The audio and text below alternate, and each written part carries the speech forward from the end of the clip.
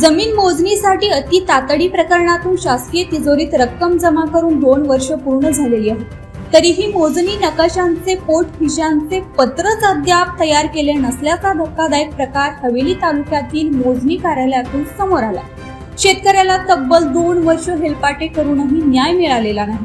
हवेलीत मोजणीचं काम आणि पत्रासाठी 2 वर्ष थांब अशी म्हणण्याची हतबलता शेतकऱ्यानं पुणे प्राईम न्यूजशी बोलताना व्यक्त केली.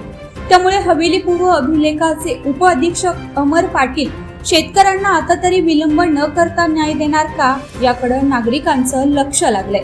काही महिन्यांपूर्वीच महसूल मंत्री चंद्रशेखर बावनकुळे यांनी भूमी अभिलेख विभागातील कामकाजाबाबत प्राप्त तक्रारीवरून अधिकाऱ्यांना चांगल्याच कानपिचक्या दिल्या होत्या. मात्र हवेली तालुक्यातील मोजणी कार्यालयाला महसूल मंत्री महोदयांची मात्रा लागू पडलेली दिसत नाही. कारण दिरंगाईचा अति गालथाण कारभार हवेली भूमी अभिलेख कार्यालयातून पुढे आलाय.